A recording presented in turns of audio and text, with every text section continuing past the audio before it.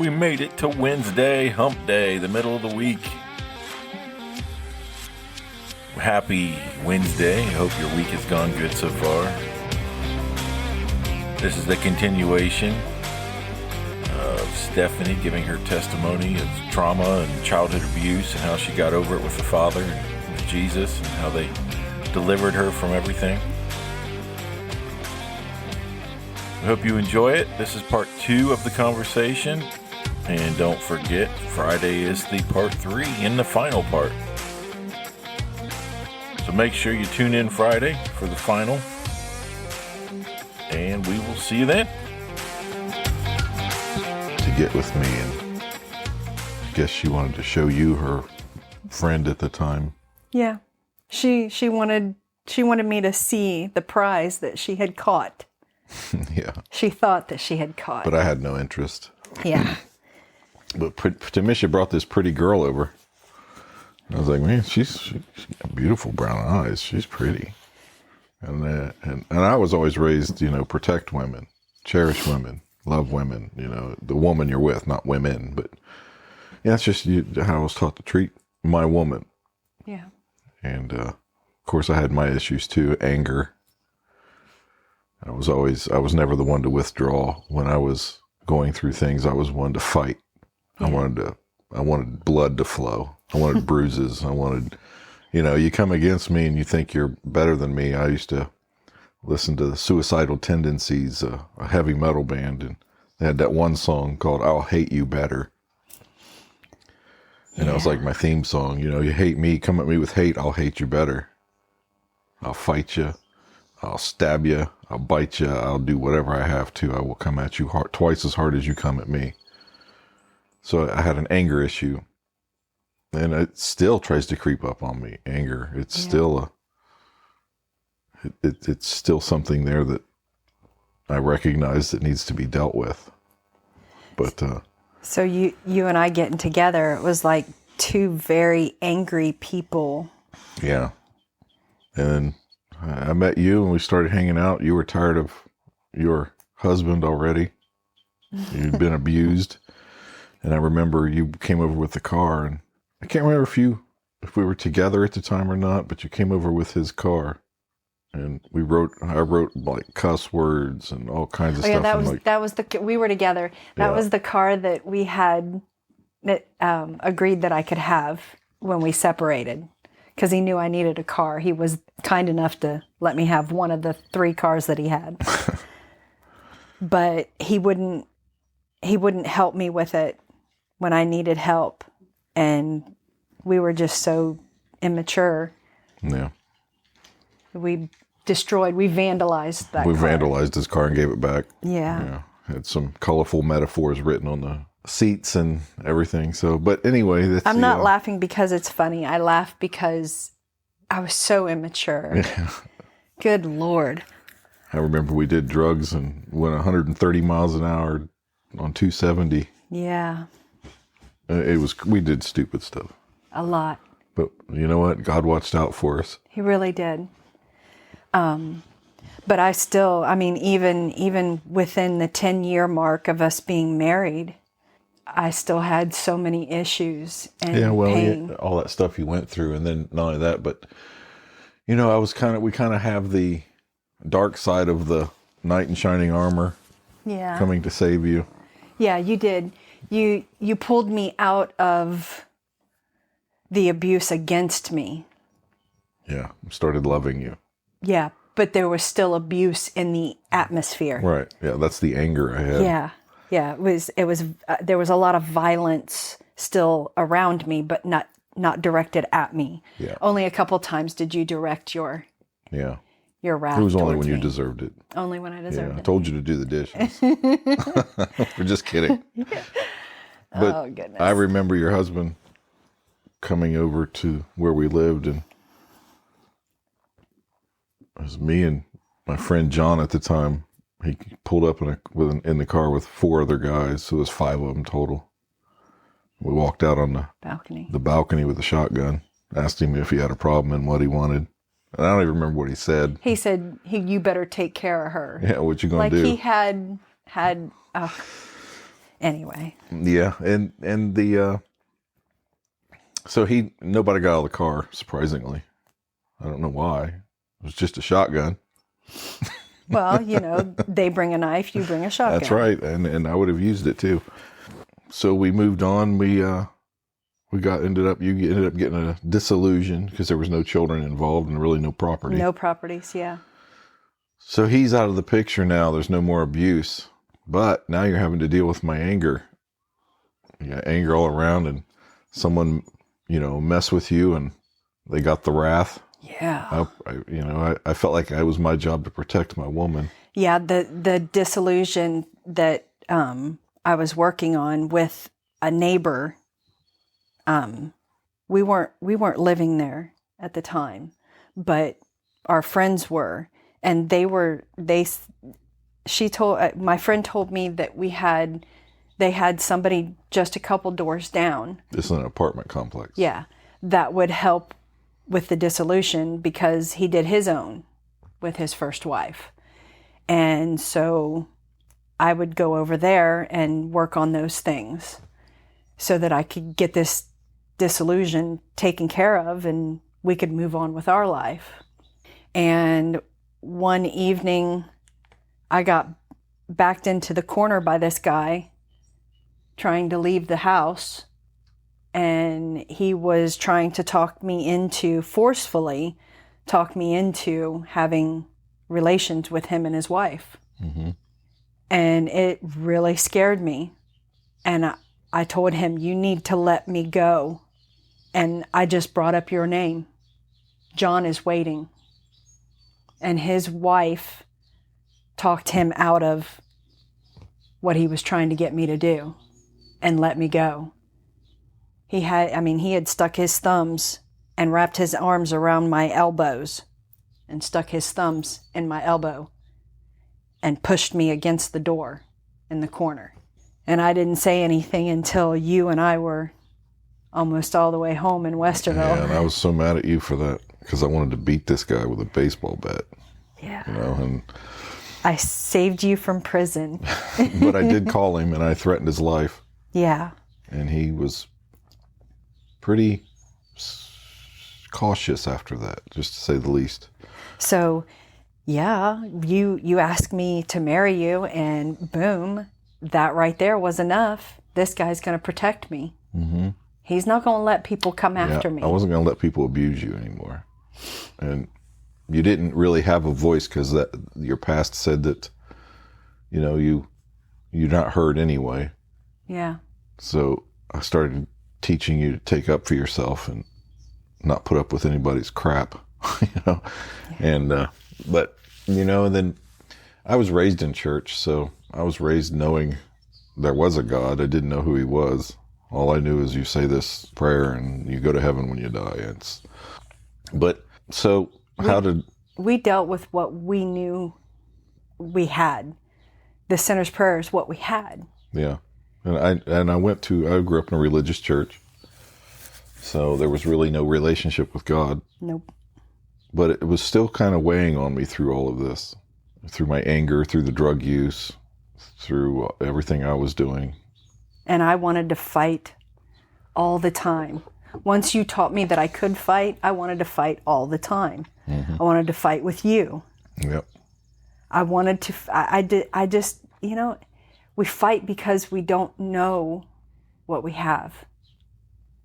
I didn't know how to rest in relationship. Well, you got that internal tornado going on inside your soul that's from abuse and everything else, and everybody has that. Yeah. Everybody has that abused soul in some form or another, that they feel like it's a restless emotion constantly inside, and somebody could say something and subconsciously remind them of something in their past, and all of a sudden they're angry at the person. They may not even know why. Yeah. So we have all this turmoil and trouble stirring on the inside of us, and we don't know what to do with it.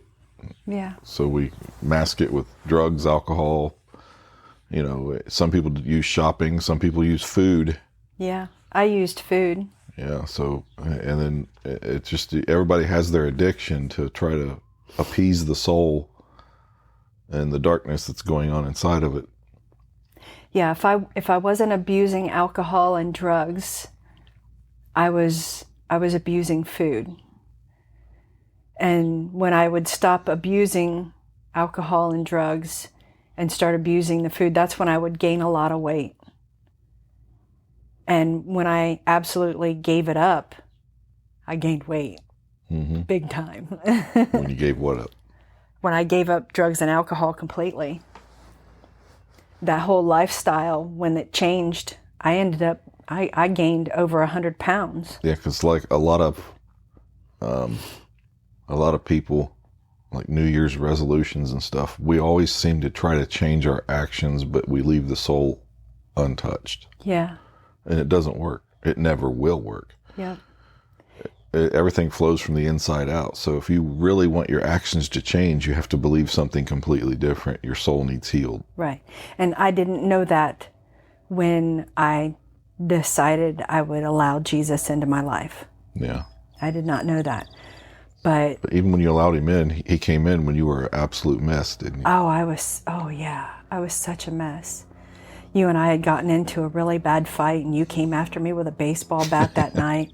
It was quite interesting. I really poked the bear. Yeah. I poked that bear with all my might. So after you came at me with that baseball bat that night, I mean, I had had the flu. I was sick. I was tired. And my whole life seemed to be staring me in the face. It was like, I don't know, it was like everything bad was on my hit list for that day. Mm-hmm. And this is the problem with victims who don't heal. We have to make more victims. Hurting people will always hurt people. Mm-hmm. That's why you can only give what you receive. Right. You can only give out what you have. Yeah. And all I had was abuse. Right. So that night, it all came out. I was vulnerable and wide open, but I was trying to stay closed and it wasn't working. And I drove you to come at me. But thank God that baseball bat ended up in front and in the door instead of my head. But after that, we wept with bitter tears. I apologized. I didn't know what my problem was. I don't know how to stop it. I don't know what to do about it. And you decided you were going to go sleep at your mom's house that night. Mm-hmm. And we talked on the phone for the longest time that night, crying and snotting everywhere. I had tissues all over the place. I even had a towel that I finally went to because the tissues just wasn't holding it anymore. I was crying it all out. And you wanted to minister to me. You wanted to talk. I mean, we have been living in sin, doing drugs, living a violent life, doing all we could to have fun. Mm-hmm. Didn't care what it did to anybody else. Nope. We were living totally selfish together and taking advantage of any situation that we could. And then the night that you go off the deep end with me and you go to your mom's house, we're on the phone talking and you want to talk to me about Jesus. That's all I knew. That's all I knew. You need to get saved.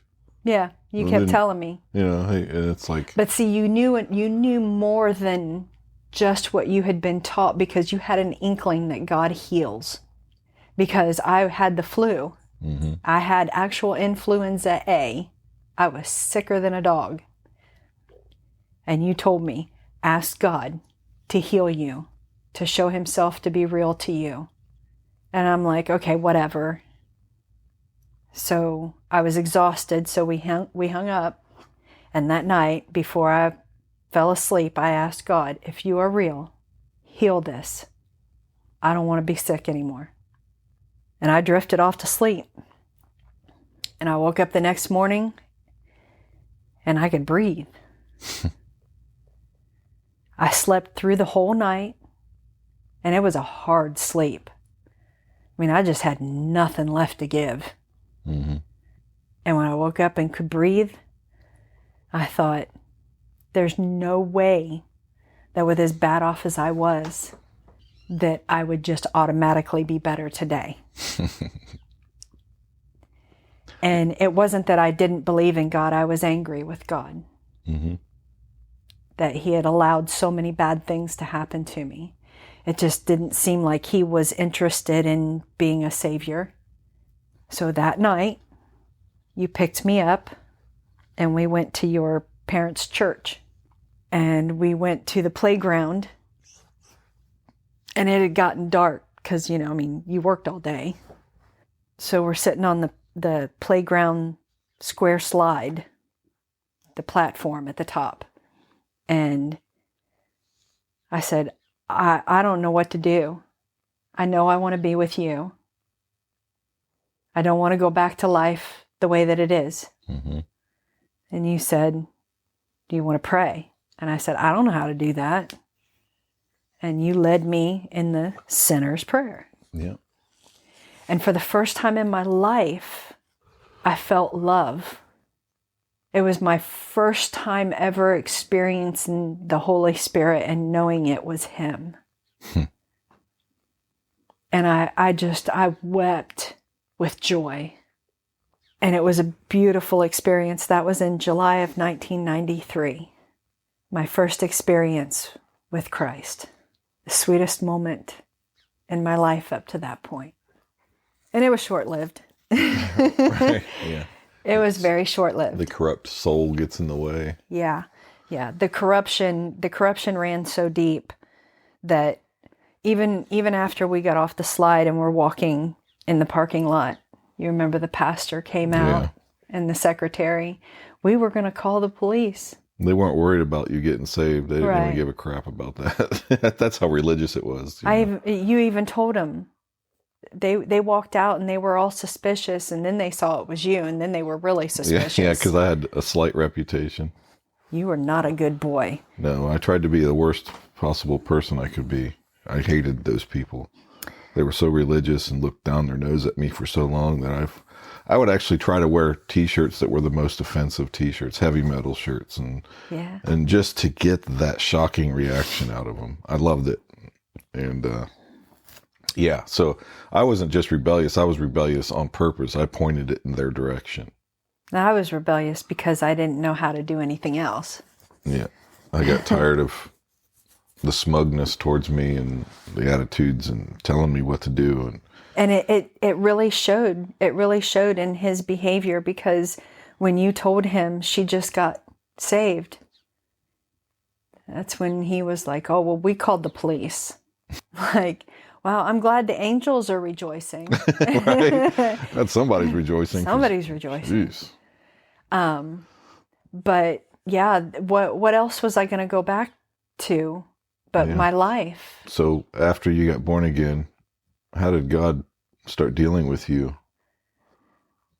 When was the first incident where you finally got real with God? It was 10 years later. When we were still living a very wild life. Yeah. Isn't that but crazy? We were grown up more. We know there's a God. We know his name's Jesus. We accept him. We want him. But we had no idea that he was there to help you live a life of abundance. Yeah. Or even what that meant. I didn't want nobody being Lord over me. Right. Yeah. I didn't know how to allow a good Lord. So we, over the next 10 years, still lived a very lascivious, sinful lifestyle. But we still knew there was a Jesus, and he was still operating in our life, and that's what's crazy. But you get to a point where you wonder, why are you not helping me if you are this savior? Right. Well, that comes from ignorance of not knowing how he helps. Yeah. But so, I remember there was another woman came into the picture, and I was ready to leave because I had issues myself. Like right after we got together, and you were tired of my anger, you ended up finding somebody else yourself. I did. I didn't feel loved. I didn't feel adored. I still wasn't feeling Right. like I belonged to you. Yeah. I felt like I had to manage you because of your anger issues. Not that I was trying to tell you what to do, but I had to manage my soul through what you were going through, what you did, and how you behaved, Yeah. and your wrath and anger. And so when somebody comes along and is sweet and soft and all of that, see, you never hid that kind of stuff from me. You never hid the real you. You were always faithful. You were always dedicated. Yeah. But there was this lack of affection that I desperately needed. And I found it in one moment from somebody else. And that's all it was a moment. Well, see, that came from my first real girlfriend. I was with her for 3 years. And she just decided, I poured everything into her. And she decided, oh, one day she wants to break up. You're more like my brother. That's what she said. That was so lame in my mind. It made me so angry that I said a vow in my heart, I will never love like that again. And I paid for that. So those vows we make in the moment of danger or the moment of pain are binding in your heart. Yes, they are. They are vows that you make. They are binding. You are snared by it. You have to renounce those things if you've done it. But since then, and that's why you never actually received the love like when I loved her. Because I was expecting, well, I'm not going to do that again and get hurt. So we have to start building the wall. Yep. And the first 10 years, it was all about what Christy had done to you. Yeah. And the things you did with her. And yeah, that was... And so then you found somebody that said that sweet thing and ended up having an affair one time. Yep. But that weighed on me too. So that was always in the back of my mind. So I ended up, I'm not good with time, so time periods to me just blend together. I remember events. So I ended up years later finding a woman and said I was going to leave Stefani. And so what did you do? I was devastated because here it is, the guy who loved me and forgave me for doing what I did to him is now leaving me. And he's the guy who always pulls me back together. It was like you did everything to calm the storm inside of me. That storm never went away. Yeah, and even though I was an angry person, I could get angry quickly. I was still a nice, affectionate. I showed care. Yeah, when you saw that I struggled emotionally and mentally, you had the words that calmed me. Like that one time that we got kicked out of an apartment from the couple that we were living with. And you grabbed me on both sides of my face with your hands and made me look at you while I was crying. And you said, it's going to be okay. And I believed you. That's just the kind of effect your words had on me. Yeah. But yeah, you wanted to go with this other woman, and I didn't know how to handle that because you'd been in my life for 10 years and really helped me through some of my garbage. So what did you do? I went to our bedroom and I locked myself in and let you have your way that night. Just leave it alone. I hurt too bad. I can't deal with this. And I decided to swallow 16 sleeping pills. I just wanted the pain to stop. 28 years of my life felt like it was always more pain than good. Yeah. And I laid back on the bed and just closed my eyes. And then when I woke up, I was standing in the back of a ambulance looking at your mother. And they were taking me off to a mental assessment hospital. So obviously it didn't kill you. Obviously. Thank God. I would have felt horrible. That is a whole testimony. Because looking back, I would have lost my favorite woman in the whole world now. That God has brought us through so much garbage. Yeah, he has. And to think of losing you back then because of my stupid actions would have been too much. But we were two very broken people. Yeah. And we had to learn how to heal. But I had to stop being so concerned about your healing. And I couldn't take on your identity anymore. So you're in a mental hospital. Tell us about that. Okay. So I'm in the mental assessment hospital. I don't remember the night before. To this day, I still don't remember the night before. I only know what I was told. Mm-hmm. And I'm sitting on this bed, and there's just this little strip window, and that's the only light I have in my room. If there was a light switch, I didn't care. Didn't want it. And I spent about 3 to 4 hours. I can't tell you exactly when. I know that the sun was not up, and it was after 10 when the doctor finally pulled me out of my room to go into another room to talk to him. Mm-hmm. But I spent all of that time yelling and screaming at God. And the people outside my door, the nurses and stuff, they probably thought I belonged where I was. But I had gotten so honest. I'd never been this honest with God, or really with anybody else. What did you say? I told him that my life was his fault. He allowed everything to happen to me.